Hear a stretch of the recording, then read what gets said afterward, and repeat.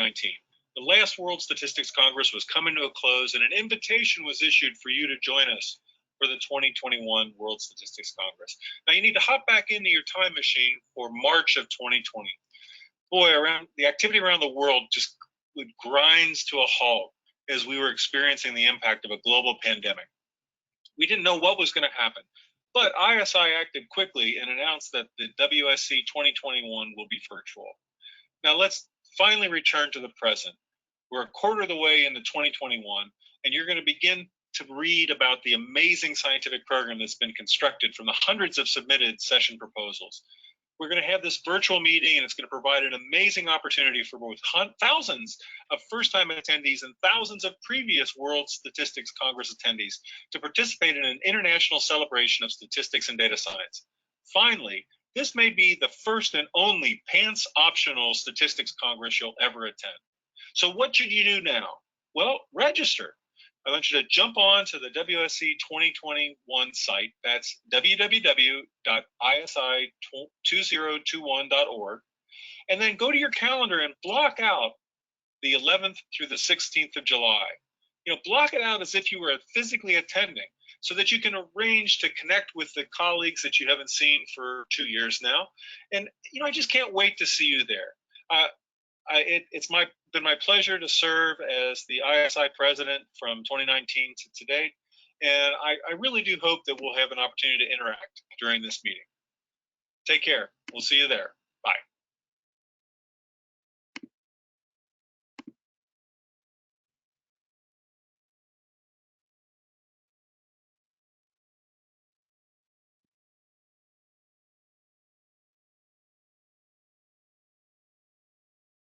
All right.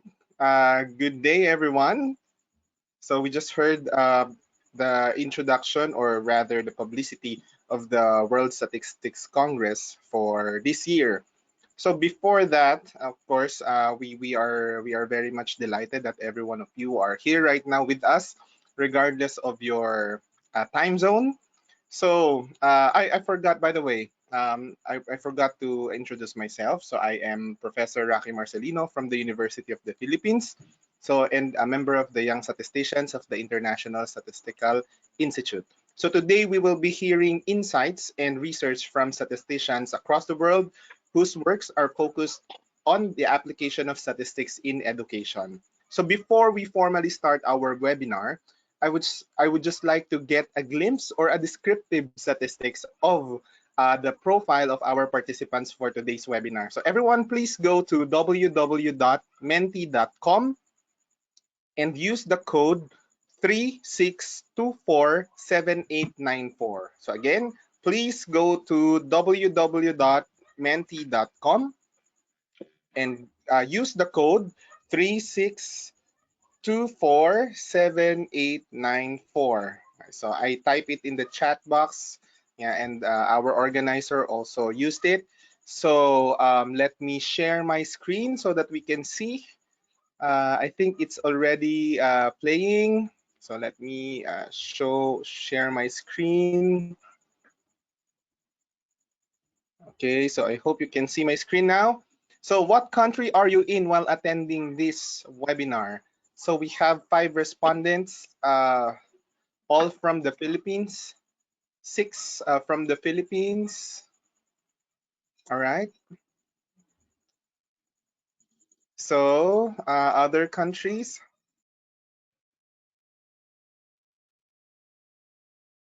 Right, so looks like we're dominated here by the Philippines, but hopefully there are other member countries attending. All right, so we have one from Malta.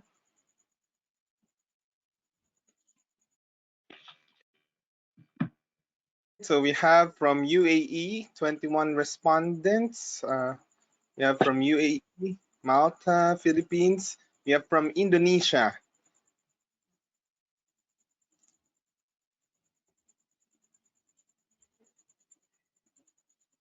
All right.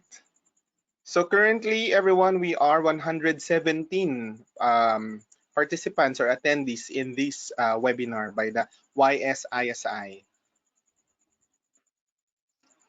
So participants from other countries, we have from Saudi Arabia,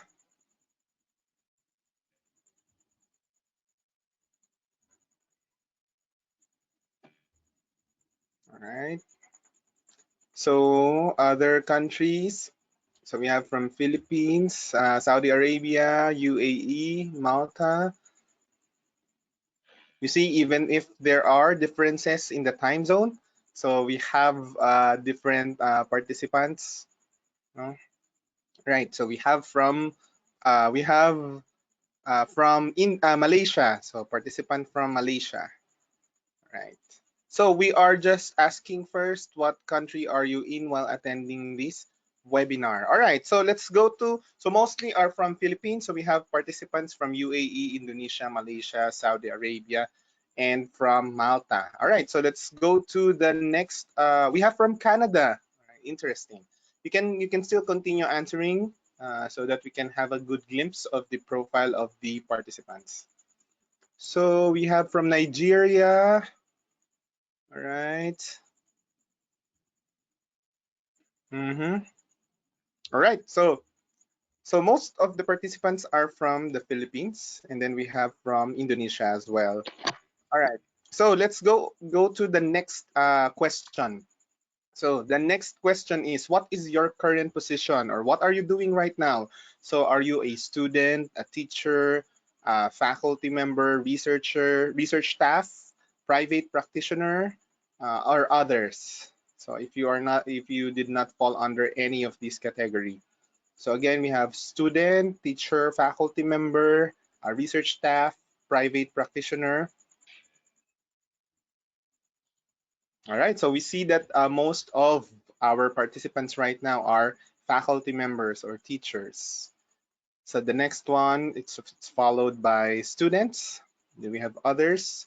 We have some research staff. It's really great to see live visual analytics of our data collection, right? So so it's very interesting. So once again, we are already 129 in this webinar. So thank you so much, everyone who participated in this very short profiling. So again, most of our participants are from the Philippines. We have from Indonesia, UAE, Malta, Canada, Nigeria, and most of our participants right now are teachers and faculty members.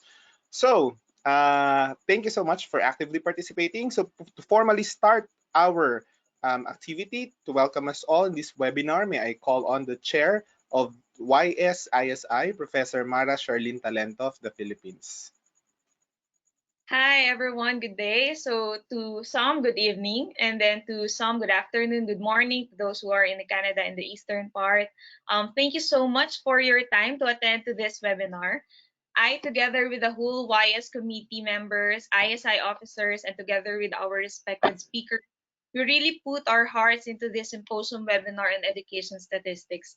We felt like this kind of symposium is what our world needs to hear today, primarily because it can help us to assess if we, or in general, our community, is doing fine with regards to the statistics education.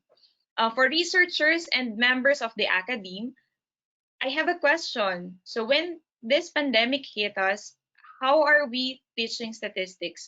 Can we say that we can still deliver the same course objectives?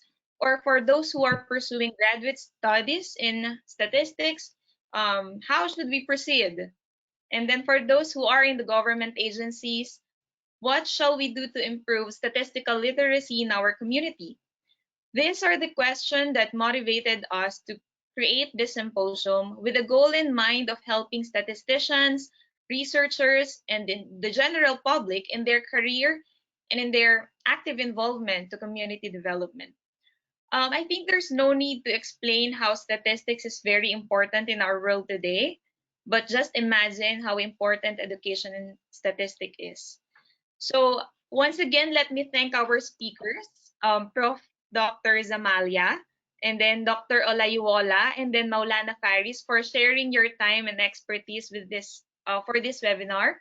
And then on behalf of the whole Young Statisticians Committee of YS-ISI, we are truly grateful. Also, for those who are wondering who are we and what this committee is, so let me share this short clip. Okay, how do I? So let me share this short clip for a while.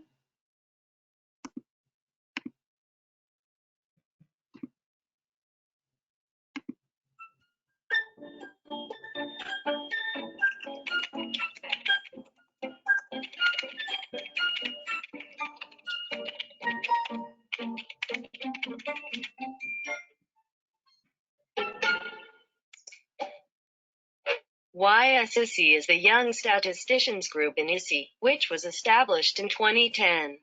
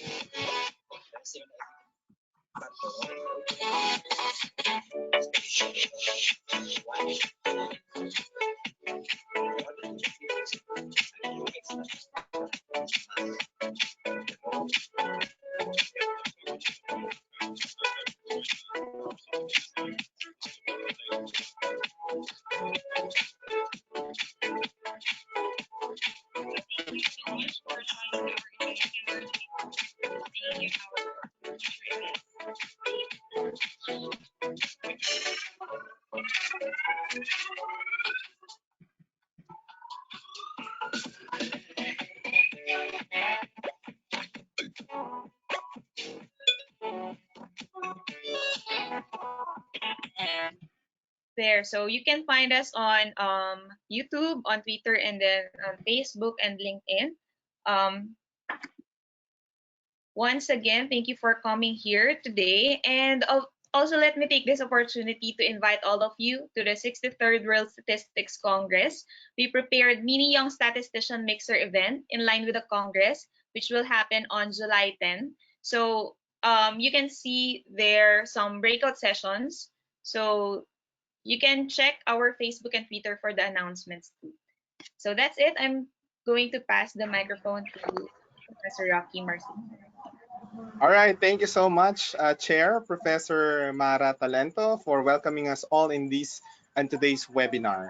All right, so before we start, I know you are very much excited to hear the talk of our three esteemed speakers. So, but before that, let me just share with you some mechanics for today's webinar. So, as all of you may know, we have three speakers for today. So, the flow by which we will do this webinar is: first, I'll be introducing our speaker, and then second, of course, they will share with us their insights, research, and a lot more about themselves. And thirdly, of course, we'll have a Q&A portion. A question and answer portion will be facilitated by Dr. Joyce Grajo, a fellow member from the Philippines of the YS-ISI.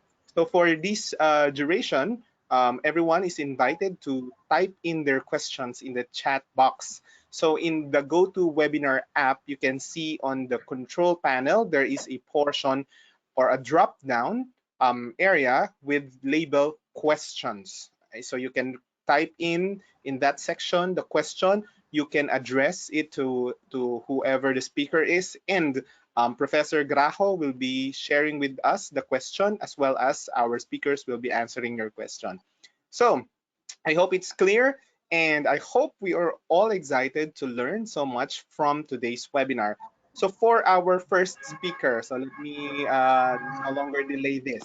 Right, our first speaker is a professor of applied statistics, and a wonderful person because I can hear it from her beautiful voice. So she is a professor of applied statistics at the Center of Statistical and Decision Science Studies, Faculty of Computer and Mathematical Sciences, Universiti Teknologi, Mara, sa Shah Alam Selangor.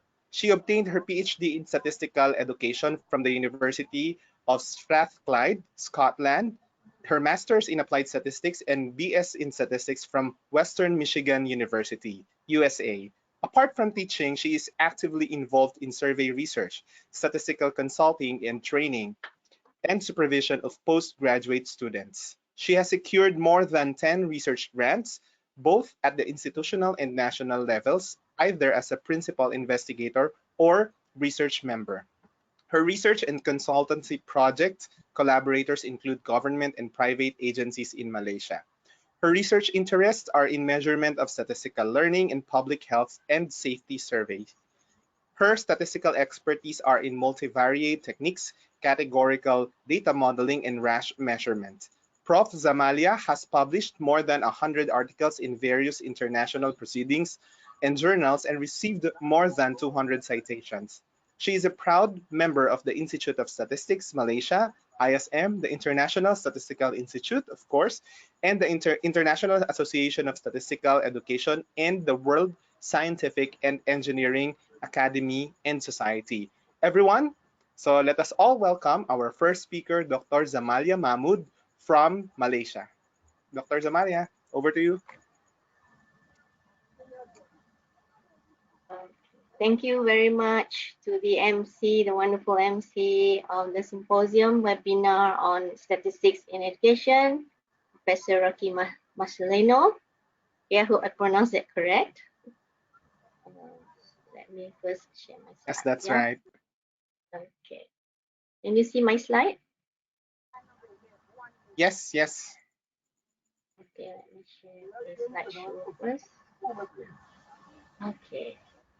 First of all, I wish to extend my gratitude to Allah for His blessings and guidance. Secondly, my appreciation to Mara Sherlyn De Talento, the president of the YS-ISI Young Statisticians, for inviting me to speak at this webinar tonight. My name is Dr. Zamalia Mahmud. I'm a professor in applied statistics at the Center of Statistical and Decision Science Studies, Faculty of Computer and Mathematical Sciences, Universiti Teknologi, Mara, in short, UITM. Inshallah. A brief description about my university, UITM. UITM is the largest public university in Malaysia with 25 branch campuses spanning across 14 states in Malaysia, 24 affiliated campuses, and approximately 170,000 full-time students. So that is why we are the largest public university in Malaysia. We have about 250 lecturers with at least a master's degree in statistics, teaching statistics to students in various academic programs in the university. Let me begin with a very important topic today that is very, very close to our hearts, be it students, instructors, or educators. That is on the measurement of learning statistics. The issue of measurement in learning statistics had been discussed and debated in many international platforms, be it at the conferences, seminars, or in published articles. The issue here is, are we appropriately measuring students' learning and understanding of statistics? So this is the focus of my talk today. Yeah. So as you can see, this is the topic that for this evening: measurement of learning statistics using rush measurement model.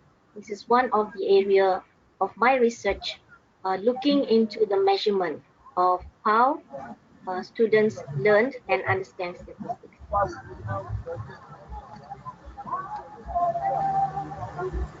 Okay. Right. Who are the learners of statistics in UITM? So we have bachelor's, undergraduate and postgraduate students from business and management, computer science, engineering, accountancy, tourism and hospitality, health sciences, and also medicine. Okay. And I have some interruption background here. All right, so there's the first measurement issue is on learning of statistics.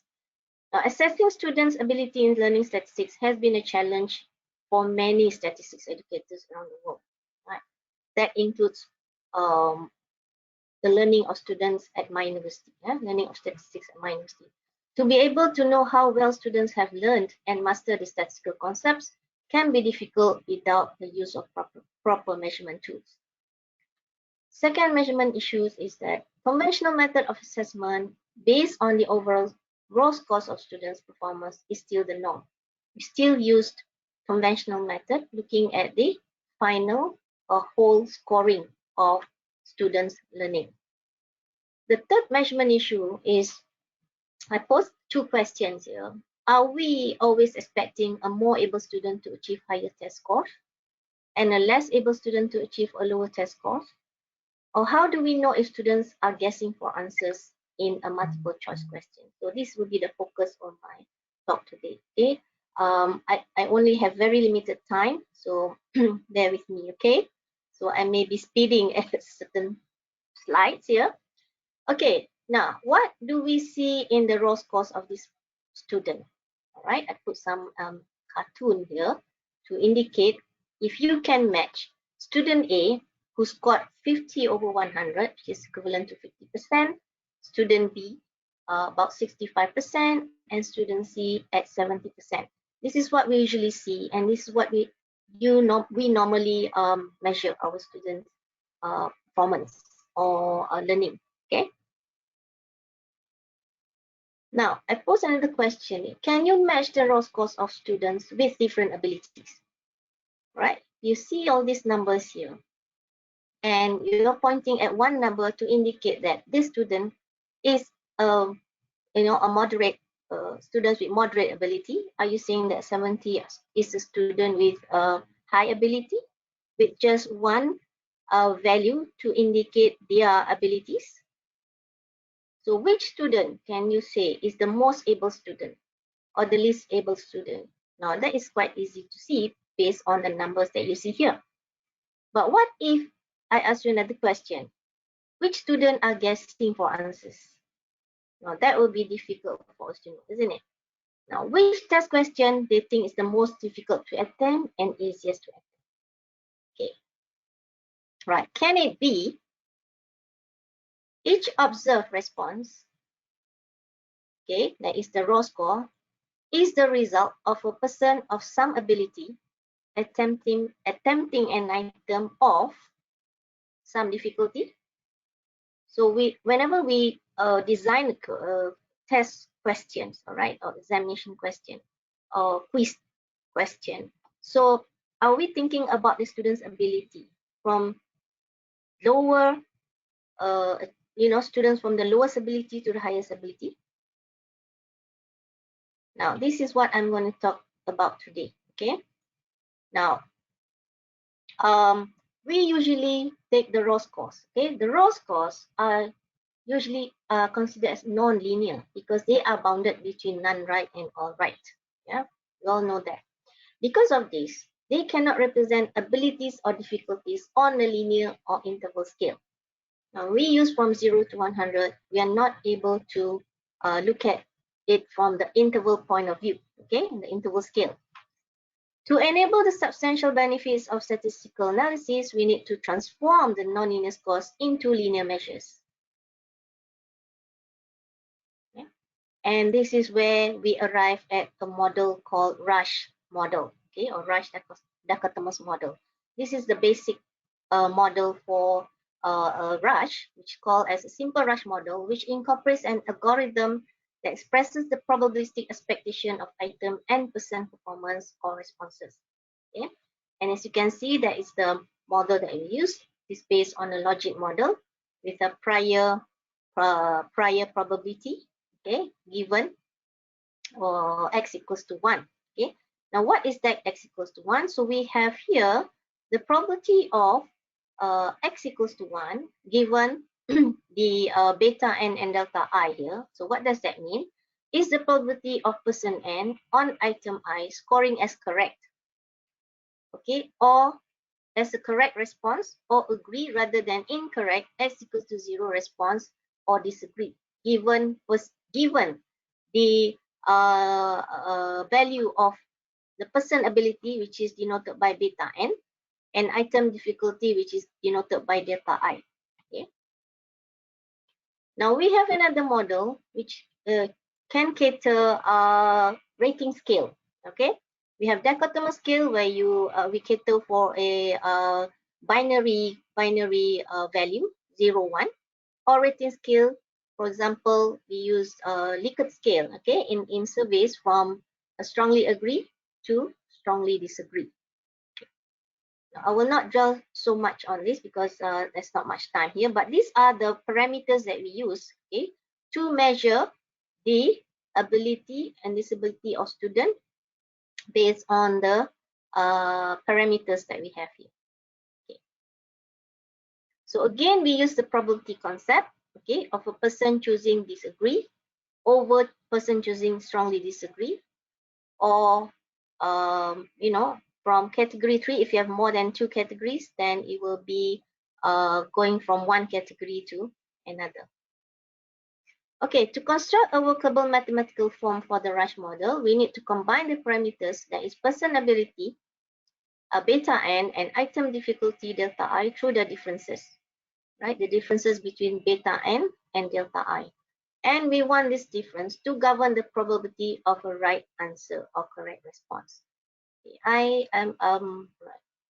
will show the example later. Okay. Now this is the significance of the interval linear measures in Rush model. So Rush convert the raw score percentage, okay, that we see that we commonly use, okay, in our the test score of student, into odds of success, and taking the natural log of these odds to attain interval linear measure.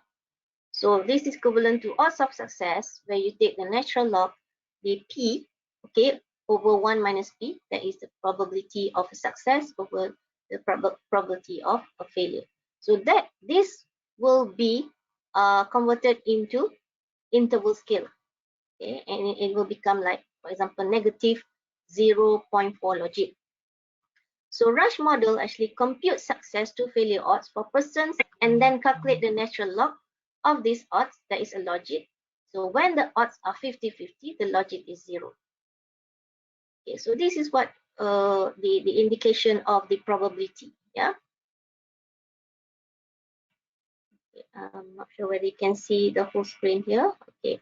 So this indicates that students are more able will be located at the top of this curve. Okay, this is the perfect Rush model curve. So student with 50-50% ability and difficulty, item difficulty, will be located somewhere in the middle of this curve, and those students with or learners with less ability will be located in the bottom. So the probability of them answering, for example, answering the question correctly is less than 0.5. And this is a property of them answering correctly above 0.5. Yeah. So we have this benchmark of 50% below and 50% above. This is how we express the property of success in terms of what we call as item characteristics curve, okay, in Rush measurement. So this is the basically how we express the probability. Yeah. So when the beta N greater than delta I is greater than 0, the probability of answering correctly is more than 0.5. And this is when they answer less than 0.5, that means less than half of 50%. And this is when the answer is at 50 and 50%. Okay, so it's all based on the probability. Okay. Now, two propositions in Rush measurement concept: persons who are more able or more developed have a greater likelihood of correctly answering or announcing all the items. Right? And number two, easier items are more likely to be answered and reached correctly or endorsed by all persons. So this is what is expected when we design our test instrument, okay, or test items. This is what we're expecting. Students are more able, have a greater likelihood of correctly answering the items or the question, and vice versa.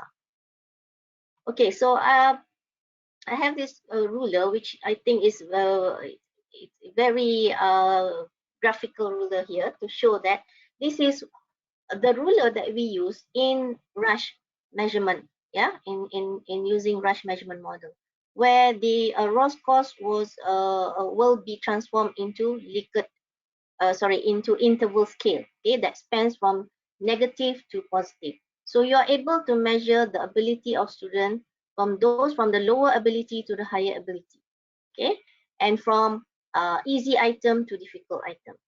So ruler here is what we call as the agent of measurement that must remain the same no matter what is being measured. Right? So this is where we control the measurement. Okay, regardless of what ability the student are, regardless of the difficulty of the test items, the ruler must remain the same. Okay, so you're not biased to either one. Okay, so I like to draw this in this way. Okay. Now, I give you a simple illustration of a rush analysis. Okay. Now, the main tool, the output that we use in rush measurement is actually what we call as the right map or the person item distribution map. Okay. So this is how we look at the map. Yeah. So you see this center straight vertical is the ruler, the logic ruler we call it, that spans from negative logic to positive logic. Now we arrange for rush analysis, we arrange it in such a way that, okay, when we look at the students here, the ability of the student is based on the logic value. Plus 2.3 logic, positive 2.3 logic means that this student, I call it Amran here, is the top of the class. He is the most able student. Whereas Hannah, with negative 2-point logic, indicates that she is the weakest in the class. So a reflection of her low ability. This is a reflection of the high achiever. Okay. So we have also on the right side, so on the left side are the students, distribution of the student. On the right side of the ruler are the distribution of the items, okay, or the test item that you develop. So the most difficult item will be placed at the top of the ruler. The easiest item will be located at the bottom, okay, towards the bottom of the ruler. So you can see that, okay, this is opposite. Most able student will be at the top and the least able student at the bottom. Whereas for the item, the most difficult item will be at the top and the easiest item will be in the bottom. Okay, so this is just the description of what that map was about. Yeah, so I need to go this very quickly. So what we can say here is that person ability is estimated in relation to the item difficulty. And the more negative the value, the lower the person ability on this test. Right. So as I indicated, Amran's ability here, estimate of plus 2.3 makes him clearly the top of the class. Yeah, on the test. Whereas for Hannah, her ability is at the weakest, at the lowest level. Yeah. Okay. So, all right. So I give you some example. I have quite a number of studies which I've done, but I just pick and choose some for this webinar. Okay. So first is I did a study on exploring students' perceived understanding of property concepts using a survey instrument. Okay, now this is an example of the scale that I use to measure how students perceive themselves, okay, in terms of understanding probability concept, right? So I created 5 levels here from, the level of no understanding at all until to the full and complete understanding of the term and definitions. Okay, let's see. I just extract a few questions here. For example, that these items in table 1 represent perceived understanding of property concepts. Okay, what student need to do is I need to know how they perceive the understanding towards complementary event, for example. Okay, how do they perceive the understanding about the experiment, for example, tossing a die? okay, or what is their perceived understanding towards general addition rule, for example. It's all about probability. So they will answer from no understanding at all to complete understanding. So we have 5 levels here, and I used the rating scale Rush model here. Okay. Okay. Now when we use Rush Likert scale model, okay, sorry, the Likert scale measurement. So we're expecting a curve here with 5 curves, yeah, from no understanding at all to complete understanding. So all this is done in Rush analysis, right? So this indication of the 5 skills. Okay, now what the next is to expect, one of the main measurements of Raj is that we look at the summary statistics. Now all these are based on logic score, okay, from negative to positive. Now the first thing that we look is whether the instrument is of high percent reliability. Okay, if those of you who knows about Chrombuff Alpha, in conducting a survey, this is similar to person ability. Yeah. So when the person ability, which is based on Chrombuff Alpha, is above 0.8, which is considered good. All right. So what we're saying is that students' understanding about each item is very consistent. Yeah, very consistent. So here we say that a significantly high reliability index for person and item, which is we have 0.96 or 0.97 also here, based on the model. So this is the person reliability and this is the item. So the advantage of Rush is you're able to measure 2 types of reliability. One is from the person aspect, the student, and another one is from the measurement of the items. Yeah. And we have another measurement, what we call as the separation index. Okay, this is very good, right? This indicates that, okay, what does this mean? 4.42.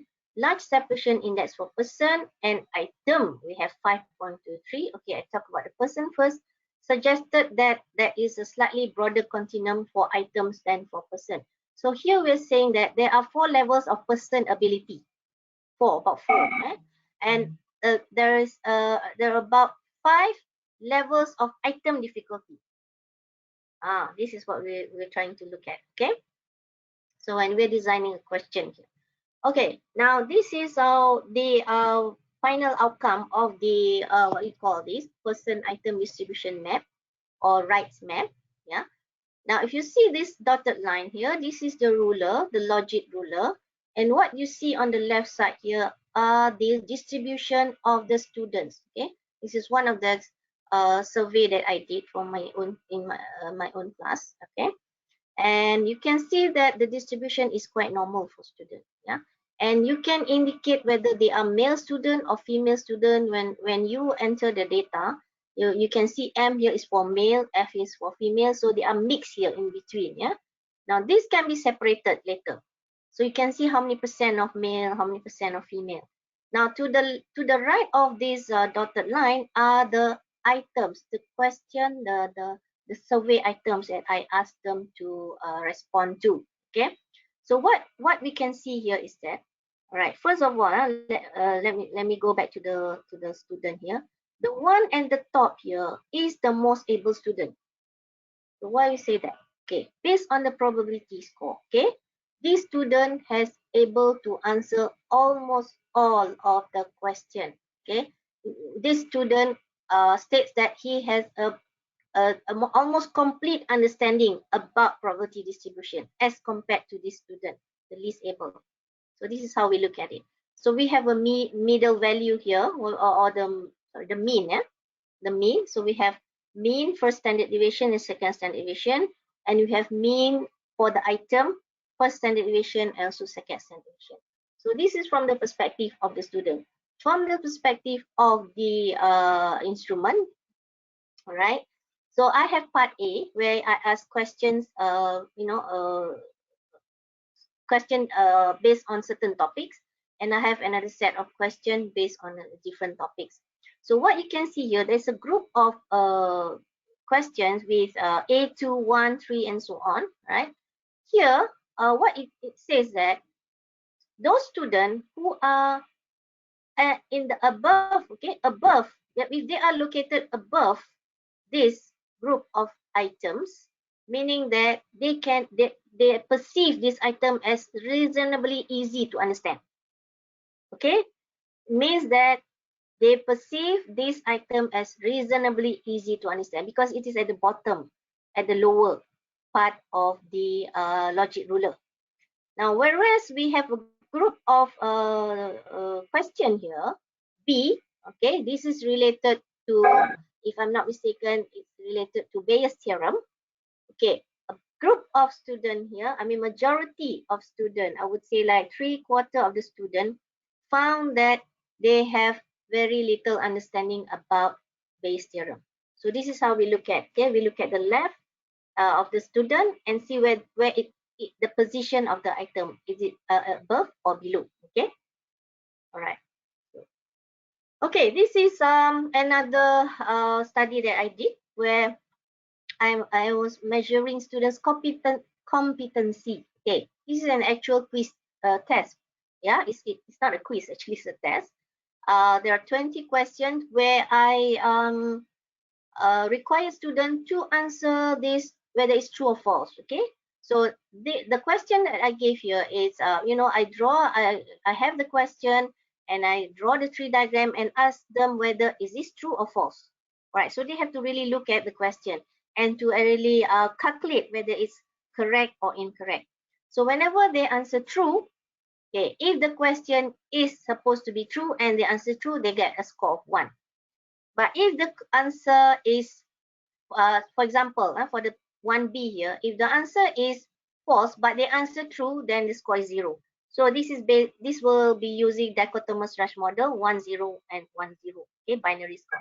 So that goes on until, okay, we come up to this very nice information about rush right math. Okay. Now, why do I say this is very important in terms of measuring students' learning ability? I am able to see, okay, I am able to compare how students perceive their understanding as compared to the actual. Okay, for example, here, this will have one group of question about Bayes' theorem, where majority of them perceive Bayes' theorem as difficult to understand. Yeah, that's what they perceive.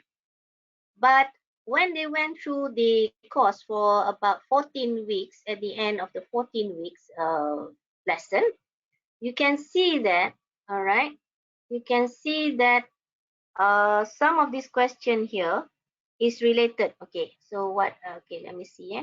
Okay, this is the perceived understanding about Bayes' theorem. This is the perceived understanding about, I think, the introduction of probability. And how I match it with their competency, because some of these questions are related to conditional probability. So this is conditional probability, this is Bayes' theorem, and you can see there is an that is actually when it comes to the actual competency, that the marks doesn't match up to their perceived understanding.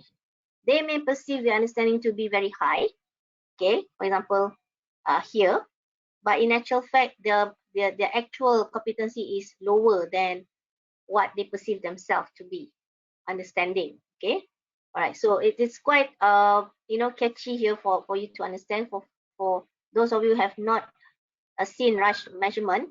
So this is how we look at it. Okay, so what they perceive initially as understanding certain topics in probability, but in actual fact, in terms of the actual competency, it is actually lower. So I am able to see here, okay, and able to see the actual ability in every concept of the probability topics, right? The lower, the better. Okay, the higher means they are not well understanding about the concepts. Yeah, okay. So let me move on. Do I have more time here for the? Okay, just buzz me, all right? Okay, then we have another way of looking at the distribution. Okay, distribution of the student responses or the learners' responses in terms of their perceived understanding, right? Okay, so here what we say is that the characteristic curve for all empirical values falls along the expected ogive curve and within the upper and lower bound of the 95% confidence interval. So this indicates a good item person targeting for the perceived understanding of property items. This also signals the data fit the model better than expected. Okay, that is a very big technical. Okay, so what we're seeing here, if the points are all equally located along the curve, that means your test item is fair. We say it's a fair test item. So what we do not want is, okay, for example, like this, you have you design a test question which is I would say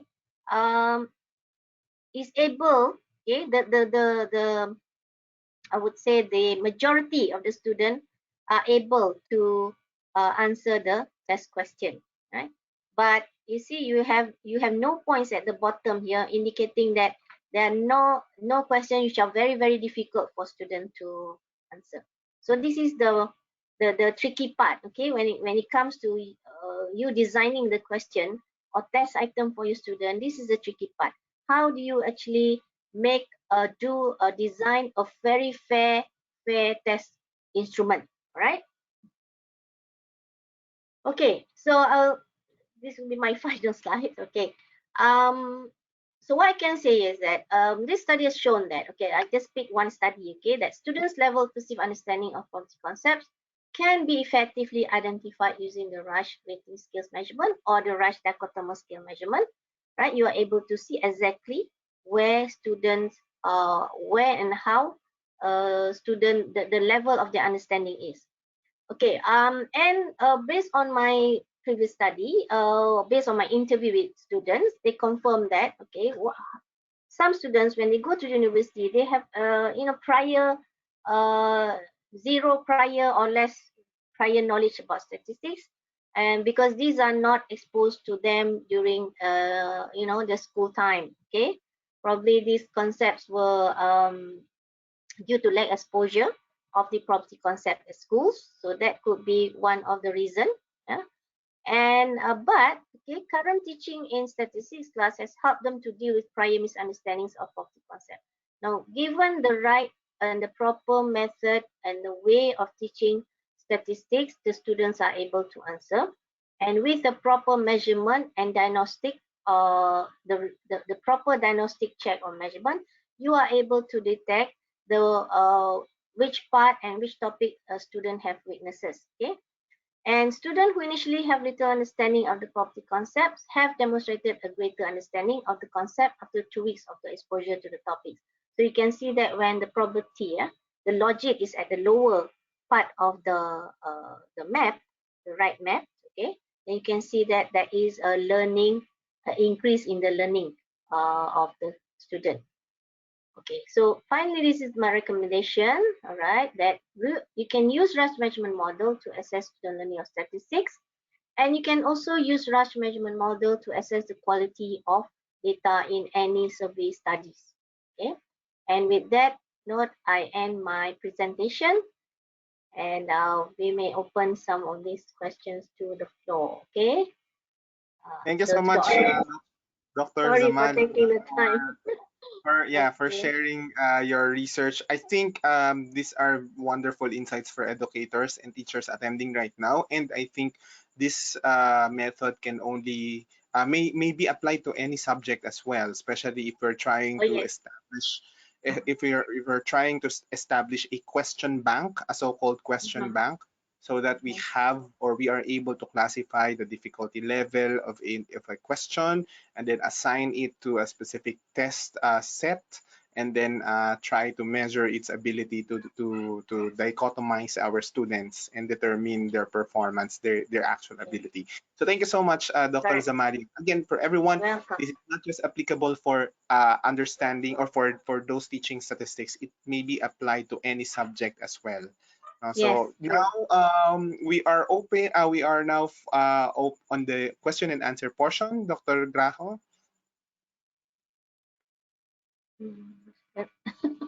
Good evening. Yes.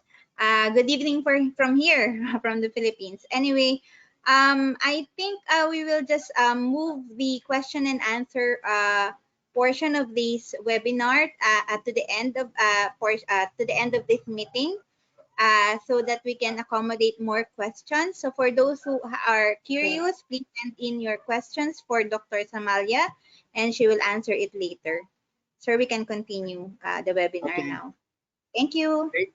Thank you, Dr. Grajo. Thank you, Dr. Zamalia again. So I know you have questions in mind, so you can type it in the chat box, and then later we'll have that in the general open forum. So moving on to our second speaker. So let me, I have the honor to introduce our second speaker for today's webinar. So our second speaker is a professor from the Department of Statistics College of Physical Sciences, Federal University of Agriculture, Abeokuta, Ogun State, Nigeria. He is an alumnus of Kwara State Polytechnic Ilorin, the Polytechnic Ibadan, University of Ibadan, Nigeria, and University of Ilorin, respectively. He obtained National Diploma in Statistics in 1995, Higher National Diploma in Statistics in 1998, Postgraduate Diploma in Statistics in 2000, and Bachelor of Science degree in Statistics in 2010 from University of Ilorin, and Master of Science in Statistics from University of Ibadan in 2006. So he obtained Doctor of Philosophy degree in Statistics at the University of Ibadan, Nigeria in 2011. So he was born in Ilora, Oyo State on October 1976, and he's from Nigeria. And he rose through the ladder of academic process as assistant lecturer in 2007 to his present position as senior lecturer. As an erudite scholar, he has a great wealth of research experience, which culminated into several academic publications. He has supervised more than 50 undergraduate and 10 postgraduate students. With almost 10 years of interacting with different categories of staff and students, he has what it takes to manage materials and human resources within an academic environment.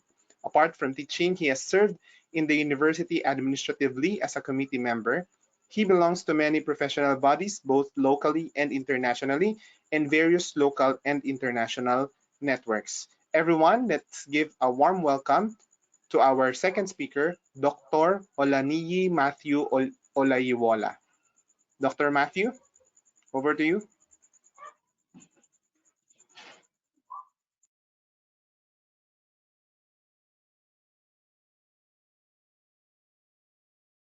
Dr. Matthew, can you turn on your microphone, please?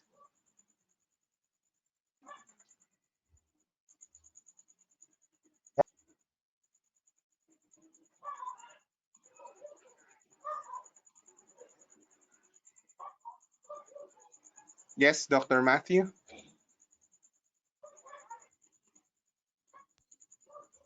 Hello, can you hear me now? Yeah, we can hear you now. Yeah, thank you. I appreciate the organizer of this program. And also thanks to the MC and the first speaker. So I think we can now move on to the slides, please.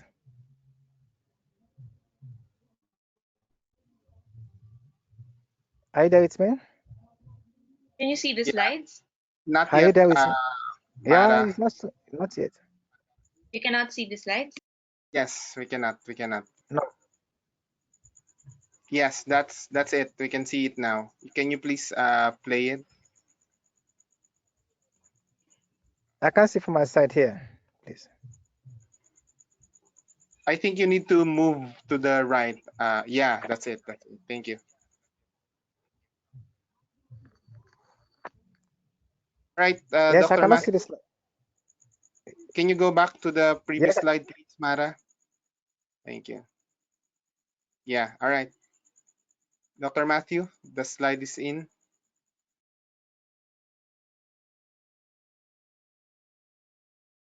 Dr. Matthew, you're on mute.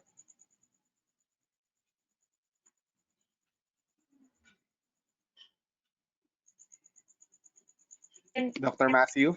the third speaker first. Let's move to the next slides, please. The next slides, Yeah. please. All right. Thank you. So my discussion today will be based on our postgraduate studies in statistics. Next slide. So when you talk of postgraduate studies in statistics, which means that there must be a basic knowledge before we can talk of having a postgraduate program in statistics. So the first thing is must have a bachelor degree. The bachelor degree may be in statistics, it may be in mathematics, it may be in health, like medical statistics, and so on and so forth. So having that, the next thing is to look at the transcript. So you must have excellent academic performance, and this will be showed by this transcript.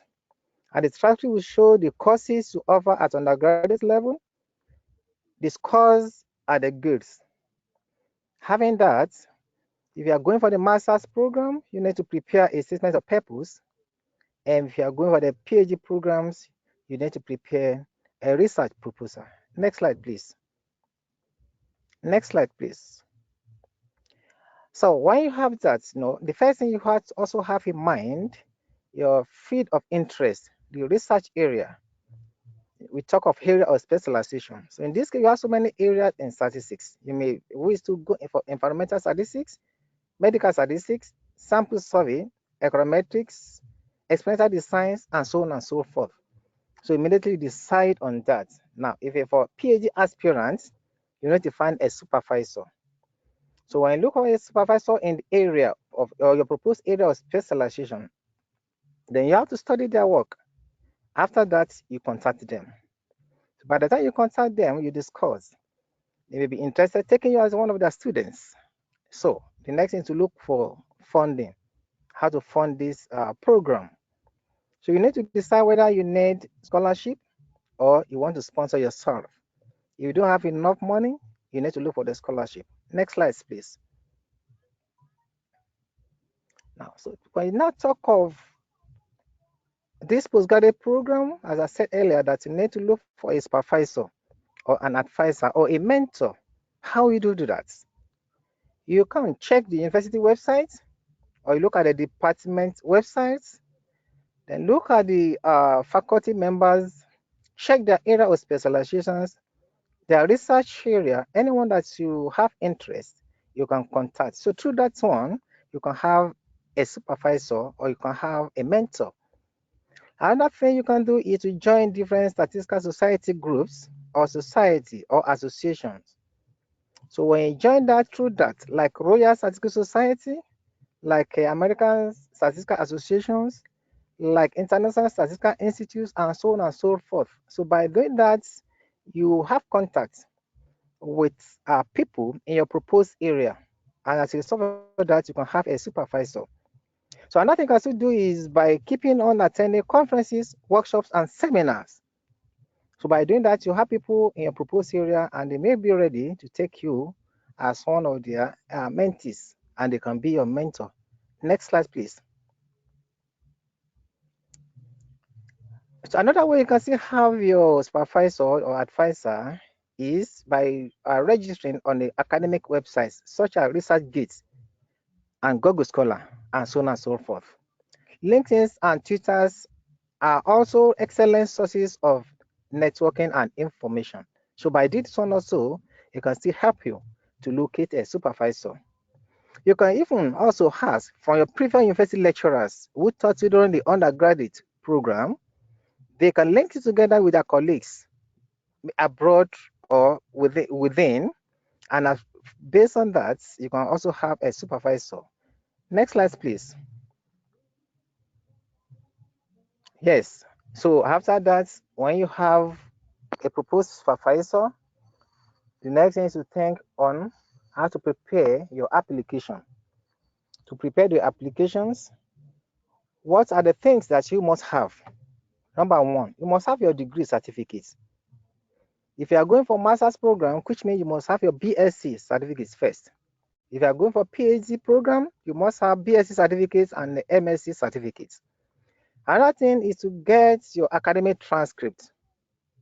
After that, you prepare your curriculum vitae. This vitae must be well prepared, must be logically and sequentially arranged such that anyone that goes through that curriculum vitae, you actually know your academics, the potential you have, and your ability to cope with a postgraduate program. Then you need to prepare a statement of purpose for the MSc program. With the PhD program, you write a research proposal. Next slide, please. Then you need to get a reference.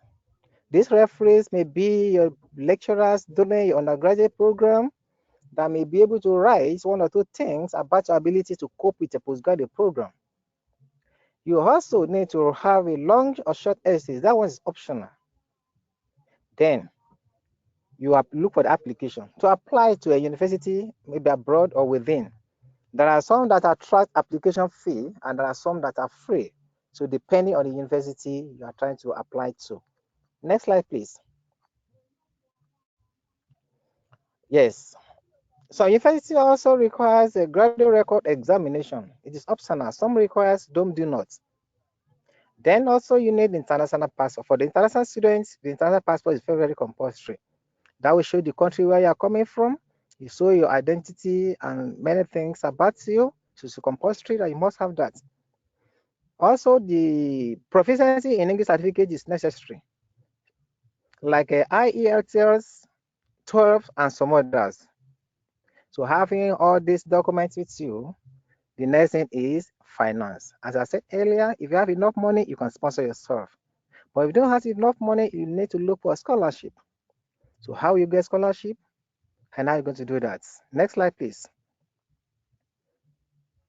So here, I'm trying to provide information about how to secure partly or fully funded postgraduate scholarship for study in statistics. So what you need to get before you can say you want to apply for any scholarship, one, you have to get your document ready. Have your certificates, have your curriculum factor and some other things. Then look out for the time of the application of the scholarship and the deadlines. The scholarship you intend to apply for, you must know the time for the application, the time that it will open, and the deadlines. So having done that, the next slide, please. Next slide, please. So you write your statement of purpose, draw your research proposal, and get people to review all these documents for you so that they will ensure that everything is properly written and in line with what you are trying to apply for. Then check your eligibility for the scholarship. There are some scholarship that is not open to everybody. Look at the eligibility, determine whether you are qualified. If you are qualified, yes, you can go ahead. So then follow the instruction for the application carefully and apply it online. So you have to follow the instruction on how to apply for this scholarship, then you apply it online. Next slide, please. So yes, after having all those things, I'm now giving you certain scholarships you can apply for. Here you have their names and the websites. Like a Commonwealth Scholarship, UK and Commonwealth Share Scholarship. You have the websites here. You have a DAD Germany. You have the websites also here. British Sovereign Scholarship in UK for international students. All these are the scholarships that you can go through their websites, determine and know the time of the applications and the eligibility. Next slide, please. Yes, another one is a Petroleum Telephone Development Fund, that's the PTDF scholarship. We have a Fulbright Foreign Students Program in USA. We have a MasterCard Foundation Scholarship Program for Africans. We have Australia Award Scholarships. All these, and together their websites, I'm presenting it here. How this can help you when you see that you are not financially capable and you're looking for a scholarship. You can go to all these websites, look at it very well, check the eligibility and the time that the application is on. You can apply. Through this, you can get a scholarship for whether master's program in statistics or a PhD program in statistics. Next slide, please. So another one is still a Chinese government scholarship, African Institute for Mathematical Science scholarship. We have a Gate Cambridge scholarship for international students. We have the Swedish Institute scholarships. All these are also different kind of scholarship at different time of applications for different group of people. So by the time you go through, you determine your eligibility. Next slide, please. Next slide, please. So apart from those ones I've listed, these are still some that I can still browse and you check. Like Joint Japan or World Bank graduates, it's a scholarship program, Qatar scholarship, and so on and so forth. Next slide, please. Yes. So after this, when you are fortunate to get a scholarship or you're able to sponsor yourself for master's program or PhD program, after graduation, the next thing is to have the industrial experience. So here I want to present some of the jobs and some of the required skills. Next slide, please. Like a common job that you have, like actually you have a researchers, you have a data analyst, data scientist, you have a research analyst, you have a computer system analyst, you have a statistical lecturer. These are some of the common job for statisticians that if after the graduation that you can key into. Next slide, please. Next slide, please. So here I'm still straight for them to see different kind of things you can key into. Yes. What are the common assignments for statisticians? Next slide, please. Next slide. Next slide, please. Yes. So we have a common assignments. You have before this one, please go back. You go back. Yes. Collecting, analyzing, and interpreting data. These are the some of the tasks for statisticians after graduation that you can find yourself when you're working. You identify trends and relationship in the data. So by the time you have your data, you have collected the data, different kind of data you have. You can look at the pattern of the data, look at the relationship among the data you are having before you, look at the data, the difference of the data, and so on and so forth before you can go for further analysis. So that is some of the tasks you have. Then the signing processes for data collections. Getting your data, there are so many procedures you can use, there are so many methods you can use, there are so many techniques you can use, and so on and so forth. These are the common assignments as a statistician you can come across in the field. Next slide, please. Also, you will have a communicating findings to stakeholders. By the time you have your data, you have been on the field, you have collected the data, you have analyzed the data. The next is to present your finding for the stakeholders, interpret the results. How can the policy makers make use of the results? How can they help them in taking decisions? So these are some of the tasks. Another is advising organizational and business strategies based on the information you have on you. You can help in that also. Assisting in decision making. You cannot just take a decision, but will be on the facts you have before you, based on the reliable data you have collected.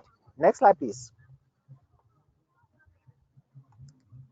So what you see as a statistician, there are certain skills that is required of you. So I'm here presenting required skills for statisticians. You must have a coding skills. When you talk about coding skills, there are so many software now, like a Python, you have a R software, and so on and so forth. You must be able to have your data from the feed. How can you code it? How can you program it, write a program to run whatever you want to run, and so on and so forth. So therefore, you must have a coding skill. Data wrangling and processing skills, you must have it. Data visualization skills, you must have it.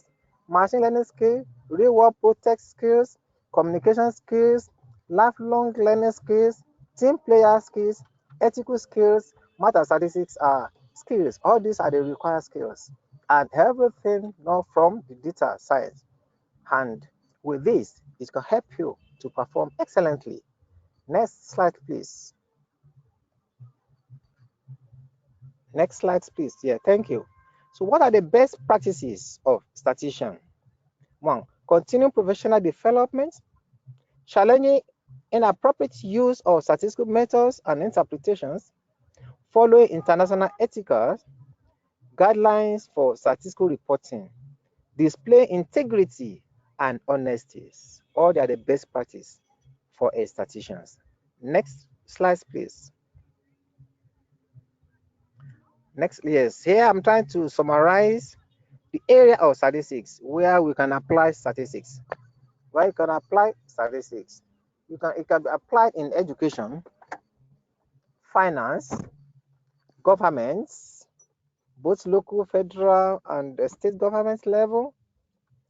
Market research can be applied in transportation, environment, forensics, health, sports.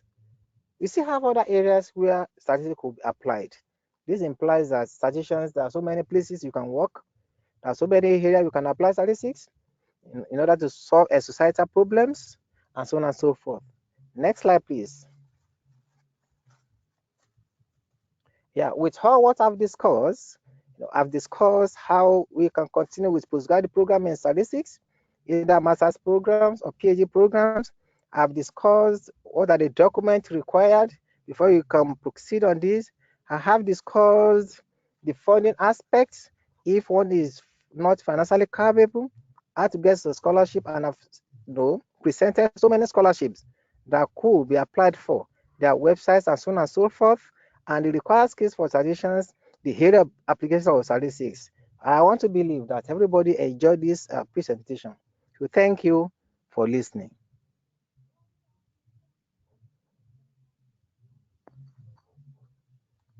Yes, thank you. Thank you so much, Dr. Matthew, for sharing with us some tips on how to apply for a graduate program in statistics, providing a list of possible scholarships as well. So, but I think, again, for the sake of everyone attending here, even if you are not statisticians or planning to take a graduate program, I think what Dr. Matthew shared with us are very important points when preparing for a postgraduate degree. Right? So once again, if you have questions, please type it in the chat box. Feel free to message us, the organizers and panelists. So, but for now, let us move on to our third and definitely not the least speaker. So let me introduce our next speaker. So our next speaker is a statistician at the Subdivision of Statistical Model Development of Statistics Indonesia. His responsibilities include analysis of big data, visualization of big data, and dissemination of big data. He also is responsible as a responsible member in the Secretariat of Bureaucracy Reformation at the Deputy Chief Statistician for National Accounts and Statistical Analysis of Statistics Indonesia. Our next speaker is a graduate from STIS College in 2013. It is a public college in Indonesia that teaches statistics. During his time there, he studied deeper on population statistics. Moreover, he is a comic artist and a social media influencer. I actually checked his account in Instagram, and he has a lot of followers, really. So he published 8 comic books, 4 novel books in Indonesia, and some indie comic books in US. Recently, he has more than 70,000 followers on Facebook fan page and more than 86,000 followers on Instagram. He's really an influencer. So on academic research, he wrote several papers about communicating data published in UNESCO Economic Statistics Week from 2018 to 2020. He also wrote contributed paper about communicating data for the 62nd YS-ISI, or the World Statistics Congress, that happened in 2019, and the International Conference on Mathematics, Statistics, and Data Science, IPB University, in 2020. So our speaker made various comics to promote many things to the community. He made statistical information into comics so that it can reach a wider community. I personally like the comics that he created about statistics. So he made comics about population censuses, economic censuses, inflation, statistical methods, SDG, to big data. In 2016, he made a comic to promote the crater tourism in Banyuwangi with the Ministry of Tourism. In 2019, he made comics with National Statistical Office of Tonga to socialize their population census, and many other comics to promote statistics. So everyone, so I'm very pleased to introduce to you our speaker, Mr. Maulana Faris. Thank you, Dr. Rocky Marcelino. Okay, let me share my slide.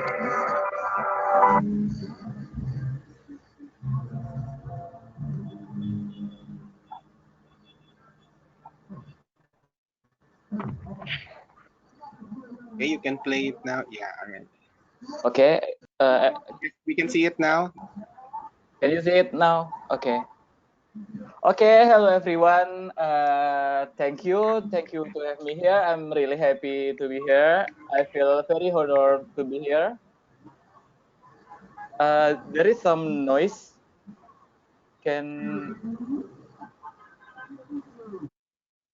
Okay, thank you. I feel very honored to be here. Maybe first I need to say thank you to the organizer who worked so hard to make today event happen. My name is Faris. I'm from Indonesia. I'm a data scientist, comic artist, and writer. I work in Statistics Indonesia. Yeah, and I always want to come to your country to play around maybe. So maybe one day after the pandemic, you can invite me to go there. So tonight I want to present about statistical literacy this day. I know how difficult this pandemic period is, especially for National Statistical Office who have to meet the community in collecting data or building statistical literacy. However, the internet provides us with many solutions to be able to stay connected with the community without having to meet face-to-face. But does that mean that the internet always has a positive impact in building statistical literacy in society? That's the question. Before answer the question, let's watch a video below. This video was uploaded by the BBC on 1 April 2008 in celebration of World Penguin Day. Let's start the video.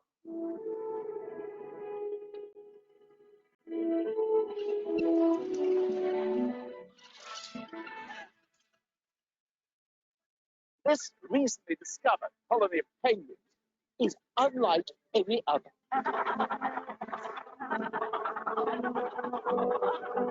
They don't need to huddle together every winter for protection against the bitter cold, because these little fellas can do something no other penguins can.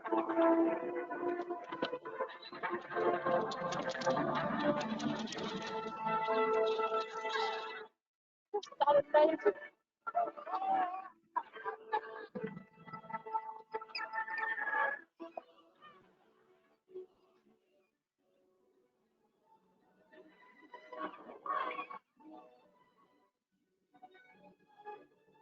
And how do they use this incredible ability?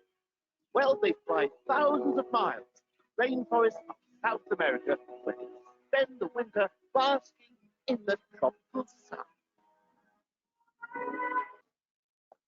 Okay, that's the video. Oh, it's not finished yet. I'm sorry. Okay, I think it's enough. Can we start the poll question?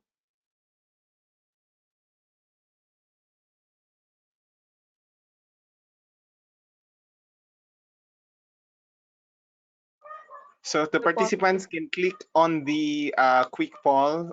You can simply check or put your response. All right. So 26. Okay, so it is increasing. 36% voted. Okay. Mm-hmm. Maybe we can wait 30 seconds. Yep, 30 seconds. Please answer the poll. 20 guys. seconds left. So I think we have a good response rate for this quick poll. Okay, 10 seconds. 9, 8, 7, 6, 5, 4, 3, 2, 1. All right. Okay, can we see the Can I answer? share? The result?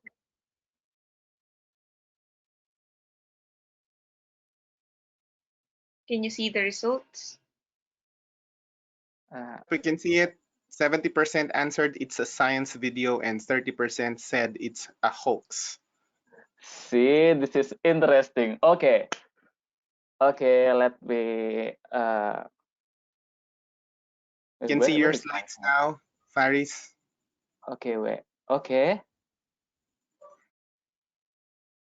So 70% scientific video and 30% hoax video.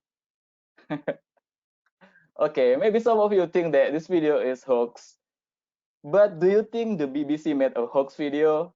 Really, guys? Or maybe some of you, or a lot of you, 70% think that this is a science video that tells how penguins are actually a type of bird that can fly. Is that confusing, right? That's what's happening to our society in today's internet era. Anyway, the video was a prank video that the BBC did to the public to celebrate April Fool's Day in 2008. So this is like a prank video, hoax video. So it's not scientific video. I'm sorry.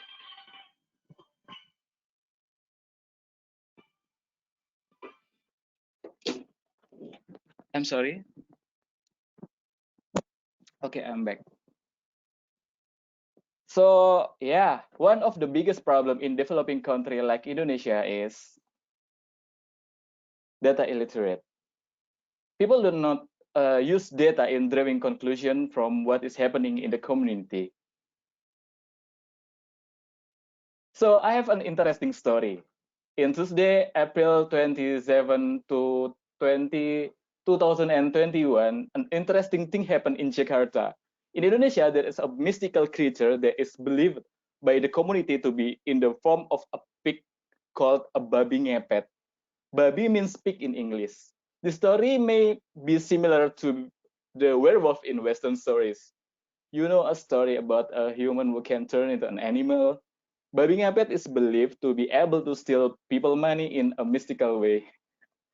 Well, it makes me remember about corruption, you know, people stealing money in a mystical way. That's why the resident kept watch that night and then managed to catch the pig that night. The interesting one is people believe that they have to be naked to catch the pig. Yeah, I know this is ridiculous, but that's how it is. The story is widely reported in the national and international media. People are arguing fiercely on social media about whether pigs are real or fake. Many believe that pigs are real, even among statisticians. Later, the local police announced that the incident was designed by an individual who wanted to be known and respected by the public. I have no problem with people having certain belief about mystical things. I believe some mystical things like maybe dragon or alien, you know. Even I used to believe that Doraemon will come out my desk to meet me from the future. My point is that when an issue comes to us, the first thing we should do is check the data. In that case, we can check if there is any visual data when the pig is changed, the people changing to pig or like that. Is there any data to support every statement that comes out in the media? We will realize that everything only comes from words without data. This applies to other socioeconomic events as well. Our biggest problem in building statistical literacy in society is the post-truth society. Post-truth refers to a situation where objective facts are less influential in shaping public opinion than personal emotion and beliefs. The emergence of this post-truth era can be seen from various factors. This include the decline in social capital and shift in values, inequality that cause political polarization, you know, political things, and a decline in trust in science, and no less important is the evolution of the media landscape. The public prefers news that can invite emotion over news that is accurate and based on actual data. It's like maybe in our family group there are a lot of hoax there. Did that happen to your country too?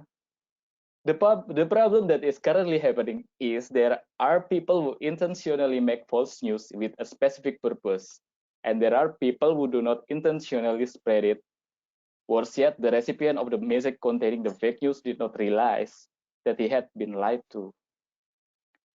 Post-truth society makes hoax circulate easily and quickly in the community. In the current pandemic era, of course, this will be create chaos in society and make the spread of the virus difficult to control.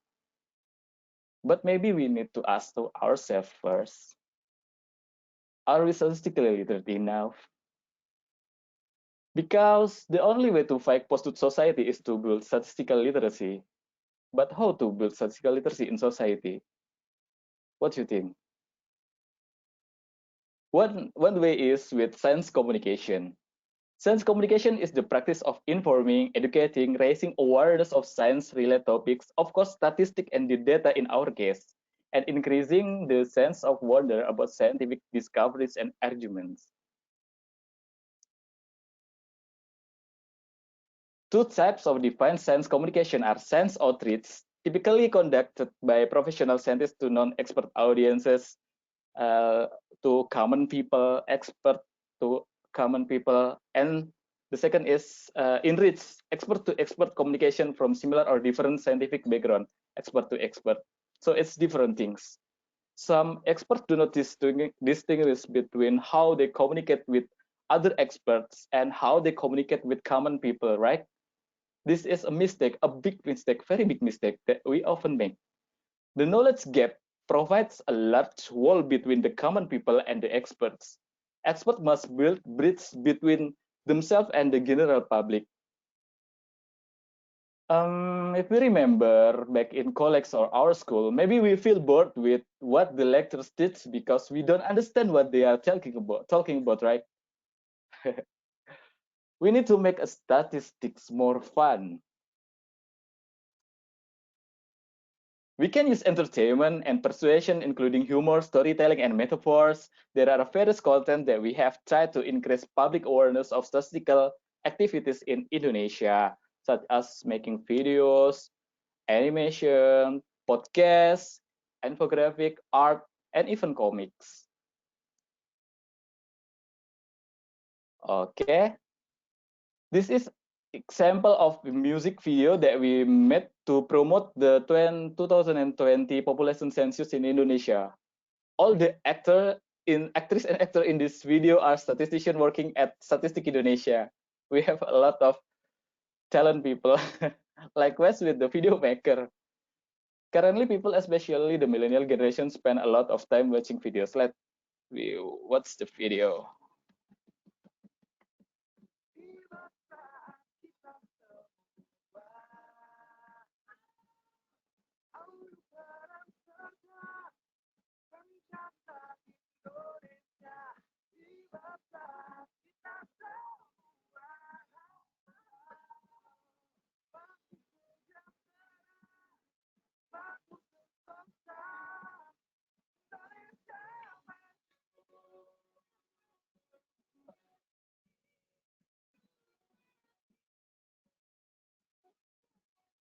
I think there's no audio.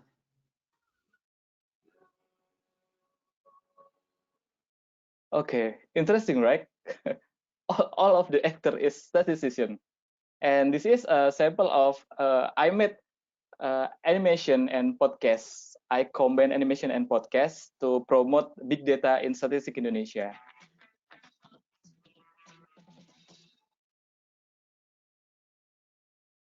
Hai semua, selamat datang di podcast Big Data BPS. Jadi, BPS mengeluarkan publikasi Big Data untuk memantau berbagai sektor sosial ekonomi selama pandemi COVID-19. And this is example of several infographic pics from the publication of Indonesian Statistic Infographic book published by Statistik Indonesia every year, all designed by BPS employees themselves.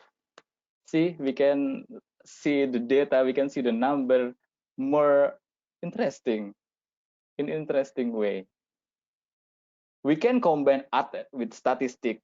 An attractive display makes people feel at home for long paying attention to the data presented. It also increases engagement for like teenager or college student. It's really become more interesting. And these are few packs of comics to promote big data in Statistik Indonesia. I asked the committee to help me share the comic files to the participants. So maybe you can download it. I hope that in the future we can make comics together in building statistical literacy. I want to make literacy comic that can be used universally. Like, yeah, I make one comic for many countries to build statistical literacy together. We not work by ourselves, but we do it together. Or if you want, you can invite me to your country to make literacy comic after the pandemic. I need to play. Of all the content, the most important thing is storytelling. It is not enough just to make statistical content into a particular art medium. There must be storytelling in it. Just like you read a journal, a paper, there must be a problem, right? Problem, methodology, and conclusion in every story. You need to have storytelling in what content you made. Story that tries the human side are usually liked by the public. Happiness, sadness, like that. And this is one important thing that many people may rarely know, namely to include elements of comedy in the content we create. Comedy can increase community engagement because comedy can make people feel entertained, not feel like they are being taught. I often think that the most smart people really sometimes take care about their personal image, like, they're very rigid and want to look smart in front of others. I think we need more funny people to communicate data, isn't it? People who can make other people laugh and feel comfortable to discuss, to chat with them. It's about psychological things. How we make other people not feel stupid when talking to us, make people comfortable is the key. Of course, we need the media to be able to reach the public from all the content that we created earlier. We can use social media such as Facebook, Twitter, Instagram, YouTube, and even TikTok. Social media user continue to grow today, day by day. Here tips on building social media for National Statistical Office. Build team. You need a team. Don't do it by yourself. Sorry. Continuous maintenance account and make the schedule post. Like every Monday or every Friday, you post something about statistic.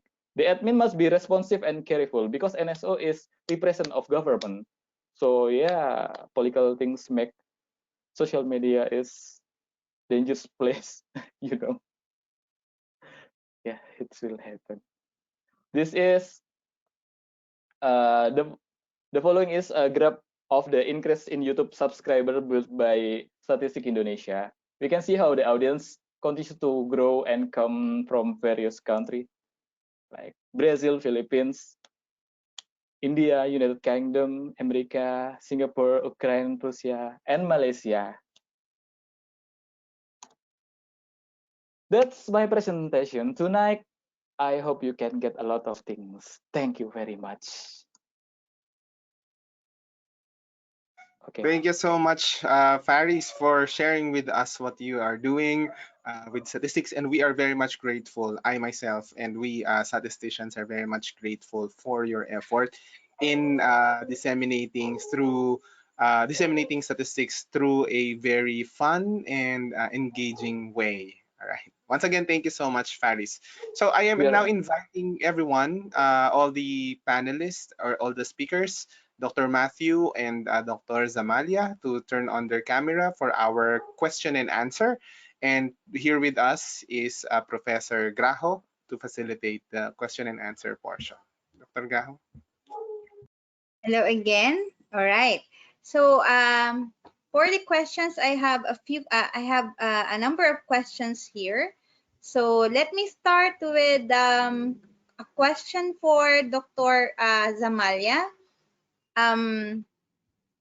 Okay, so I think this is just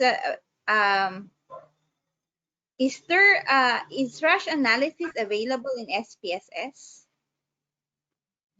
Okay.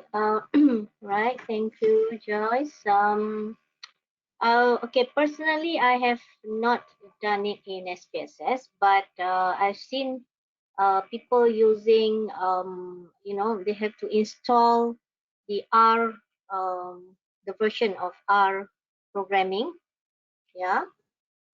You can search the internet or the YouTube where they install probably the R3.3, 3.5 version of into the SPSS. And when you need to configure it, okay, in the program files, and you need to download the program files for Windows. So that's basically I can tell you, and you can like do something to the extension hub in the SPSS, but it has to be the latest SPS version, at least SPSS 25 and above. All right. Ma'am, I also have another question for you. So let me ask this question also for you.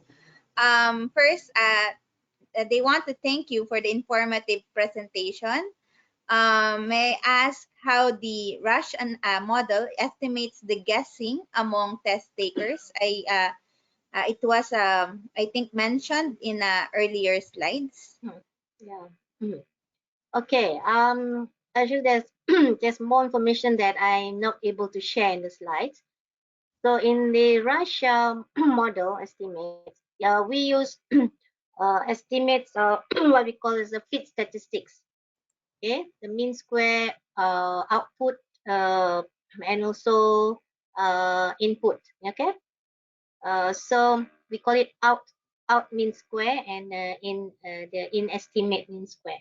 So there is a way to do it. Okay, I'm using the Rush measurement model from the WinStep program. Okay, the WinStep software.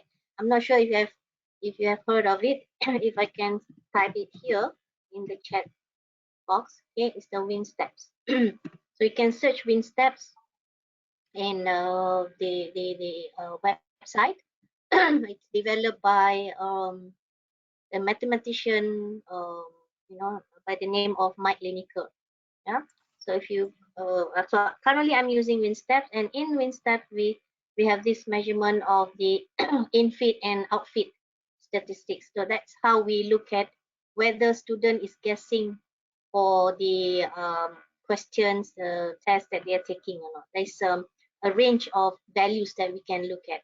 So based on some graphical representation of we call it a scaleogram, okay, and based on the what we call as the statistics, the person and item logic estimates. So we are able to locate, okay, and to know whether the students are guessing. It will be very interesting for you to know that, because we can never know whether students are guessing for answers or not. So based on some Rush measurement tools, we are able to know that. All right. Okay. Thank you. Thank you.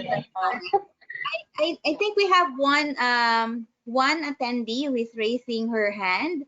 I can unmute you to ask your question, Miss Rosemary Molina, if you want to. I will unmute you.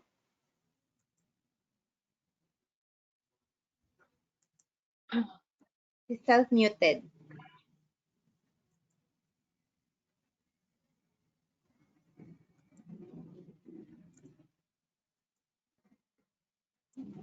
Let me check again. Okay, so I think it was just a raised hand earlier, but all right, let's go back to the other questions. There are several questions on Rush analysis actually, but let me this is just a personal question. I actually want to search your social media account, Mr. Faris Maulana. Maybe you can share them to us. Yes, my Facebook page is facebook.com/Faris Gallery. You All can right. find it, or you can type Maulana Faris in Facebook. Maybe it will appear. And my Instagram is @comicfaris, KOMIK Faris. I have more than 85,000 people follower there, so we can discuss many things there. Just DM me. Yeah, I will maybe we follow back. can get some ideas from your post on how to communicate with science. Yeah, but Actually, it's not in English, guys. So sorry if you cannot read it. all right. Thank you, Mr. Faris Maulana. Yeah, so I think I want to ask this very important question for Dr. Matthew Olayiwola. Uh, what is the expectation from PhD statistics graduate program if we just applied previous method to solve a real problem? Is it considered as enough for a PhD in statistics degree? Dr. Olayiwola?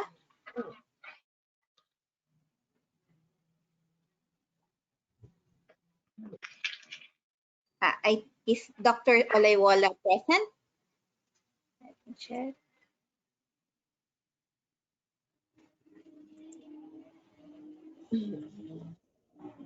All right, so let's leave that question first. Okay, please. Dr. Olayiwola? I think he's here. Yeah. I think he's. Okay. Dr. So, Matthew, Dr. Olayiwola, the question is, what is the expectation from a PhD statistics program? If you simply apply previous method to solve a real problem, is it considered enough for a PhD in statistics? Thank you. When you talk of a PhD program in statistics, hope you can hear me. Yes, we can. Yeah, when you talk of PhD program in statistics, there must be a contribution to knowledge. So applying the existing method is not enough. There must be a contribution to knowledge. When you look at the existing approach being used in addressing a particular problem, you look at it very well and look at the weaknesses of that particular approach. Then how will you modify to make it better than the existing one? In that sense, we talk of contribution. So by applying only existing approach is not enough for PhD program in statistics. There must be a contribution to knowledge, extension of knowledge, very, very required. Thank you. Thank you so much. Okay, so I have several questions here for Dr. Mahmud Zamalia. So the question is, if I am using Raj model on my tests, will they become and considered as a standard? That's an interesting question. Okay, the norms now that we're using at the university level is still the conventional method, where we use the raw scores, the ordinal scores, going from 0 to 100. Personally, if you ask me, I have to currently use the norms, what my university is actually practicing. But on the personal side, I'm actually using Rush model to actually improve my own teaching and my own learning for my students' own learning of statistics. So to say that it is standard, it depends on how your university look at the measurement of the how whether the universities are going to use this as a standard format for the university. So currently, I haven't seen any universities yet using this as a whole standard measurement. Okay, it's more on the individual basis, more on the individual basis. But it's a very good a way actually for looking deeper into what students know and what students should not know, and know, or basically their level. We can know the specific level of their understanding based on the probability that we are calculating based on the model. So that probability part is very important. Okay. I think this would be a follow-up question on that. Are the results of Rush analysis sample dependent? Are the results of analysis sample dependent? Okay. When we use Raj, actually, it has to be actually sample dependent. Yeah, it has to be sample dependent, and you are looking at, because a different group of students, different cohort will have a different measurement in terms of tests, the test instruments, in terms of the level of difficulty. So yes, it is. Yeah. And when I do my rush, I like to compare between one cohort of groups with another cohort of groups. And sometimes I use the same instrument but measuring across different cohorts. And you can see the difference actually in the ability of the student. The problem now is when we do not know the prior ability of students. Before you start going into the class and then teaching them until you give them the first test or the first quiz. That's where you start to know what is their ability like. So it's always the first time to know their ability. You need to know their prior ability before you can improve on your second, design of your second instrument or second test. Right? So yes, it is. Okay, where does rationals belong? Oh, parametric. Okay, it's nine. It's actually more on, I would say, exploratory. It can either be, it's more like, I would say, parametric. That you need to have. There's no assumption actually to rush model. Because when you use logic model, and it's like a logic, based on logic, right?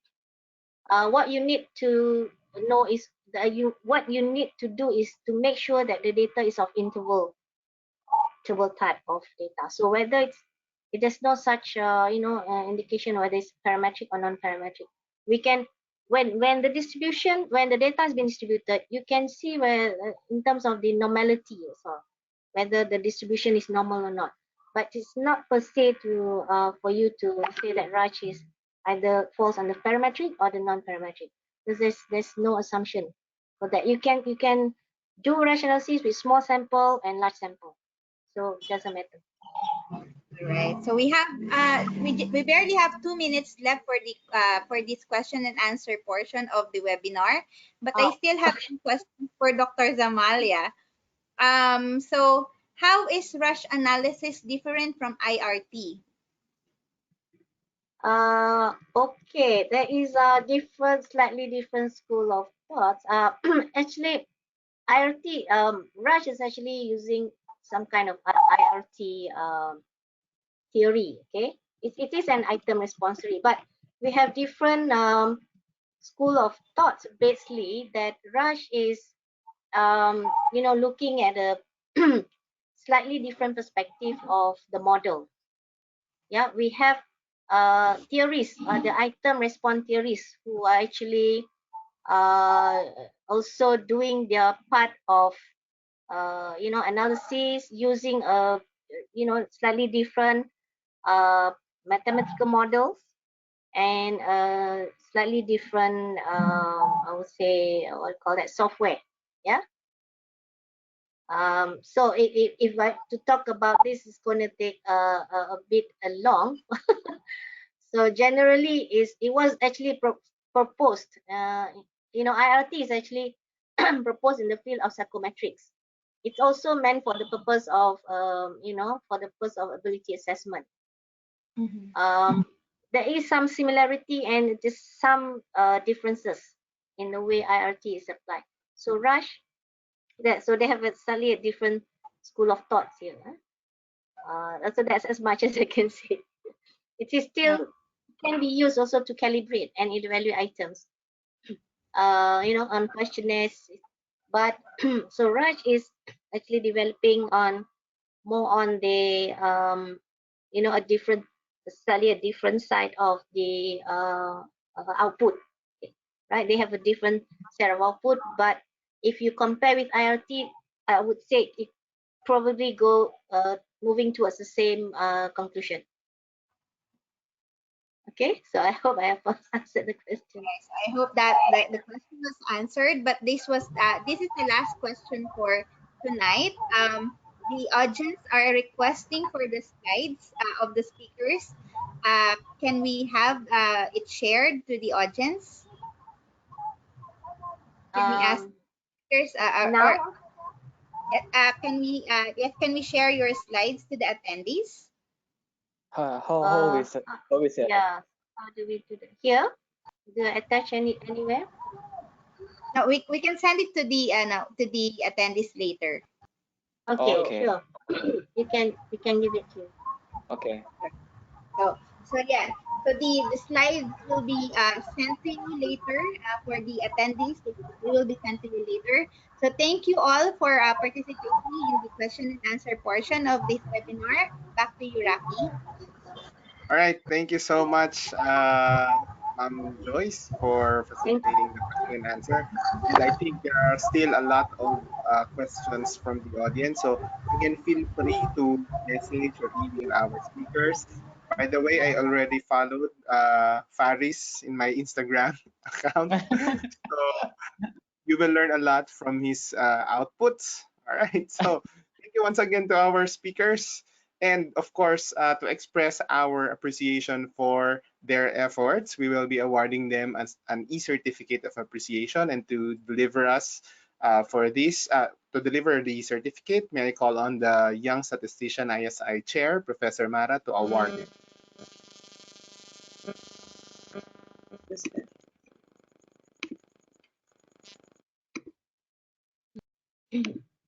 Okay, so can you see my screen? Yeah. Okay, Yes. so this is to present the certificate of appreciation to our speakers. Sorry, so this is the certificate. So the Young Statisticians of ISI presents the certificate of appreciation to the name of speaker in recognition of invaluable service rendered as speaker for the Symposium webinar on Education and Statistics by Young Statisticians International Statistical Institute, given this June 19, 2021 Saturday. So I'm going to sign this and then send it for you. So this is the certificate for Prof. Zamalia Mahmud from the Universiti Teknologi Malaysia. And then certificate for Dr. Olani M. Olayiwola from the Department of Statistics, Federal University of Agriculture, Ebekuta, Nigeria. And the certificate for Maulana Faris, SST, from the BPS-Statistics, Indonesia. Thank you so much for your time and for sharing us your expertise. All right. you, Thank you very much. Thank you so much, Prof. Mara. Thank you, Faris. Thank you, Dr. Mahmud. Thank you, Dr. Olayini. And of course, we would like to capture this momentous event. And with that, may I request all the participants, the panelists and organizers to open their camera for our picture taking photo opportunity. I would like to extend my gratitude to all the organizers. So to Sir Rocky, to Ma'am Joyce, to Peter, Jack. So I'm going to send certificates later. All right, so let's take a picture. So, One. All right, so 1, 2, 3. Another one. 1, 2, 3. Smile. Okay, thank you so much for your time. Thank you. Okay, so once again, everyone, so we are very much grateful for your attendance for today's webinar. So I am Professor Rocky Marcelino from the University of the Philippines, and hopefully we'll see you, just like what Mara mentioned in the chat, that YS, or the Young Statistician of the International Statistical Institute, is open to everyone from different course or degree program or career or field of expertise. You are very much welcome to join the Young Statisticians ISI. So we'll be putting in the chat box the email of our chair and the email of the Young Statisticians should you be interested in joining the committee. So once again, thank you so much, everyone, and have a good day. Have a good day. Thank you. See you next time. Thank you so much to the 178 participants. We reached 178. Yes. Congratulations to the committee. Congratulations to everyone. Thank you, Maulana, Faris, and to Thank you, Dr. Mara. Olayini. Dr. Olayini, thank you. Thank you. Dr. Mahmud, thank All you. right. Thank Have you. a wonderful day Bye. to everyone. Yes. Happy weekend. Happy weekend. Happy weekend. weekend, yeah. In the pandemic. To see each other in the